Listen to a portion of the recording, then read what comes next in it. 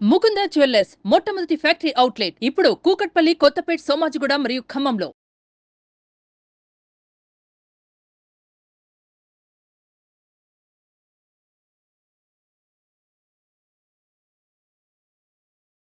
ఒకసారి మీ జీవితాన్ని కనుక తీసుకుంటే కష్టతరమా సులభతరమా ఇది ఒక 2 సార్లు ఈ 2 క్వశ్చన్స్ ఏవైతున్నాయో మీకు మీరుగానే వేసుకోండి. మీ జీవితం ఎలా గడుస్తుంది, అలాగే మీ జీవితంలో మీరు హ్యాపీగా ఉన్నారా లేదంటే కష్టంగా ఉందా, మీకు ఏమనిపిస్తుంది? ఒక్కసారి మీరు ఆలోచించినప్పుడు ఎవరికైనా ఏమనిపిస్తుంది అంటే కష్టతరం అనిపిస్తుంది. ఎందుకంటే మనం కష్టంతోనే జీవితాన్ని వీడుస్తున్నాం. ఎందుకు ఇలా మనం తయారయ్యంటే ముఖ్యంగా మనకి బుద్ధి తెలిసినప్పటి నుంచి కానీ మన పూర్వీకుల నుంచి కానీ మనకు ఒకటి అలవాటు అయిపోయింది. ఎందుకంటే మన వాళ్ళు మన గురించి వాళ్ళ గురించి మనకు చెప్పినప్పుడు కానీ ఏమంటారంటే మీ వాళ్ళు చాలా కష్టపడి పైకి వచ్చారు, ఓకేనా, మీరు కూడా అలాగే కష్టపడి పైకి రావాలి, మంచి పేరు తెచ్చుకోవాలి. ఇది ఎక్కడైనా మనం చిన్నప్పటి నుంచి వింటూ ఉంటామా లేదా ఈ మాటలన్నీ? అంటే మన మైండ్లో ఏం ఫిక్స్ అయిపోయిందంటే మన సబ్కాన్షియస్ మైండ్లో కష్టపడితే కానీ మంచితనం రాదు, లేదా కష్టపడితే కానీ మనం జీవితాన్ని ముందుకు తీసుకెళ్ళామనేది మన సబ్కాన్షియస్ మైండ్లో ఫిక్స్ అయిపోయింది. కాబట్టి ఇప్పుడు మీకేమనిపిస్తుంది? కష్టపడితే కానీ మీరు సాధించలేరనే ఒక ఆలోచన వచ్చిందా లేదా? అంటే ఇప్పుడు మీ ఫాదర్ గురించి కానీ లేకపోతే మీ ఇంట్లో ఫ్యామిలీ గురించి కానీ ఎవరైనా బంధువులు వచ్చారో ఏదో మాటల సందర్భంలో ఏం చెప్తారంటే మీకు మీ వాళ్ళు చాలా కష్టపడి మిమ్మల్ని చదివించారు, లేదంటే మిమ్మల్ని చాలా కష్టపడి మిమ్మల్ని ఈ స్థాయికి తీసుకొచ్చారు. కష్టపడడం ఎందుకు నాకు అర్థం కాదు, అది బాధ్యత అని ఎందుకు అనుకోలేదు వాళ్ళు? మన సబ్జెక్ట్కి వచ్చేసరికంటే మనం అన్ని ప్రతిదీ కూడా బాధ్యత అనుకోవాలి, ఓకేనా. ఇక నుంచి మీరు ఏం చేస్తారంటే ఈ కష్టము, కష్టతరము, హార్డ్ ఇవన్నీ ఏవైతున్నాయో ఈ పదాలన్నీ మీ డిక్షనరీలోంచి తీసేయండి ఫస్ట్. ఎందుకు తీసేయమంటున్నానంటే అవి ఉన్నంత మట్టుకి మీ జీవితం అలాగే కష్టతరంగానే సాగుతూ ఉంటుంది. దాంట్లో ఎప్పుడు కూడా సక్సెస్ ఉండదు. ఎందుకంటే కష్టతరం అన్నప్పుడు ఏంది నెగిటివ్ కదా, నెగిటివ్లో సక్సెస్ ఉంటుందా? ఉండదు కదా. అది బాగా మైండ్లో పెట్టుకోండి మీరు ఫస్ట్, ఓకేనా. మన సబ్జెక్ట్లో నెగిటివ్ లేనప్పుడు కష్టం అనేది కూడా ఉండదు కదా. కాబట్టి మీ డిక్షనరీలోంచి ఆ కష్టం అనేది తీసేయండి ఫస్ట్. తీసేస్తే ఏమైపోతుంది? ఇప్పుడు సులభతరం అయిపోతుంది మీ లైఫ్ అంతా. అర్థమవుతుందిలే, ఈ పాయింట్ పట్టుకోవాలి మీరు, ఓకేనా.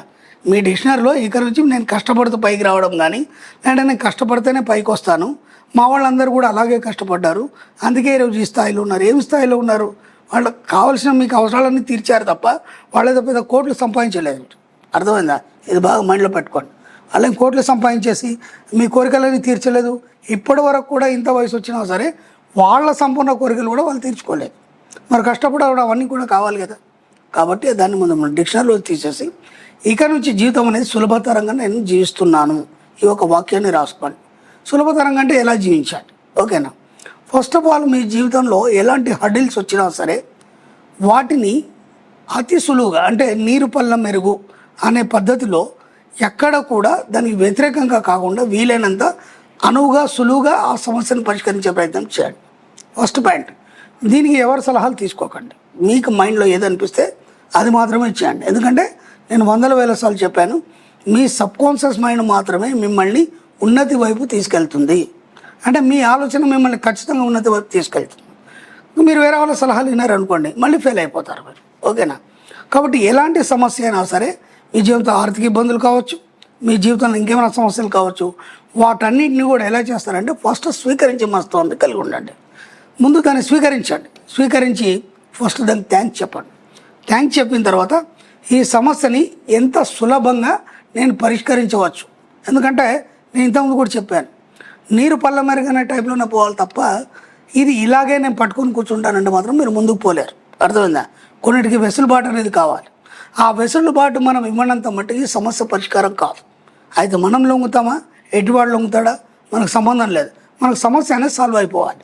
ఎందుకంటే ఇంకా చాలా లైఫ్లో ఇంకా చాలా మీరు అడ్డిల్స్ దాటాల్సి ఉంది, ఎన్నో చూడాల్సి ఉంది.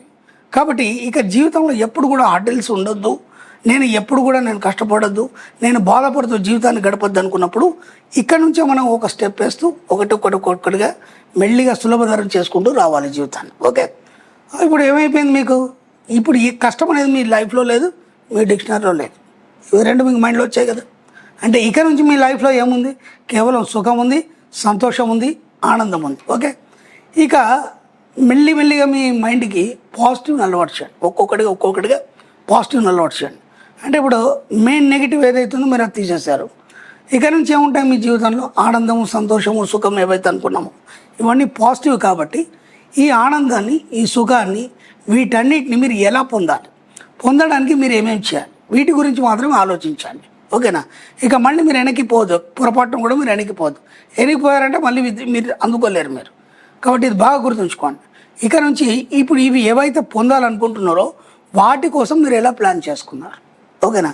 చక్కగా పెన్ను పేపర్ తీసుకొని మీ యొక్క జీవితంలో ఇప్పటివరకు మీరు ఏం కోల్పోయారు, వాటిని ఎలా పొందాలి, పొందడానికి ఇప్పుడు ప్రజెంట్ మీకు అతి శీఘ్రమైన కోరిక ఏదో ఉంది, దాని మీద ముందు ఫోకస్ చేయండి. ఓకేనా?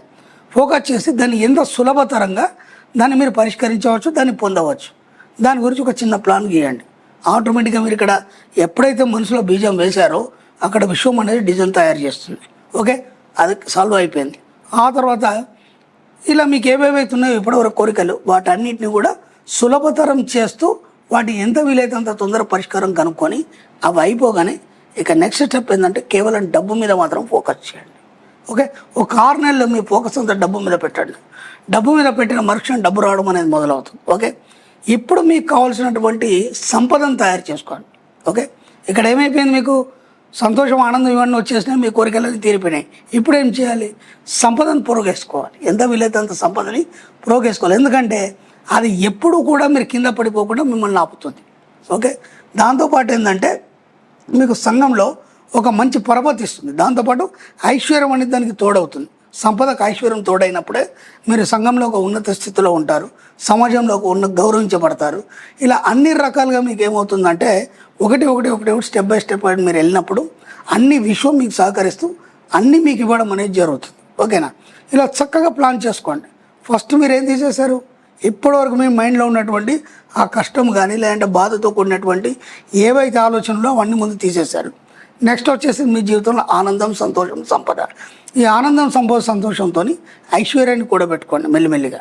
ఓకేనా? అలా ఒక్కొక్కటిగా పాజిటివ్ వైపు నడుస్తూ మీ జీవితాన్ని ఒక ఆనందమయంగా తీర్చిదిద్దుకొని బ్రహ్మాండంగా వీలైనంతగా ఇతరులకు ఆదర్శంగా, ఉన్నతంగా, అందరూ మీ వైపు చూసే విధంగా, ప్రపంచం మొత్తం మీ వైపు చూసే విధంగా హాయిగా జీవించండి. ఒక గొప్పనైన జీవితాన్ని, ఒక ఉన్నతమైన జీవితాన్ని జీవించే ప్రయత్నం చేయండి ఫ్రెండ్స్. ఇక మీ జీవితంలో ఏమేమి లేవు మళ్ళీ నేను చెప్పను, మీ డిక్షనరీలోంచి తీసేశారు కాబట్టి ఆ పదం అనేది మన జీవితంలో లేదు. కాబట్టి ఎప్పుడైనా సరే చాలా సులభతరంగా, చాలా సులువుగా జీవితాన్ని ముందుకు సాగించాలనే సంకల్పం మీకు ఎప్పుడైతే వస్తుందో అలాగే మీ జీవితం సాఫీగా సాగిపోతుంది. Okay friends, thank you universe.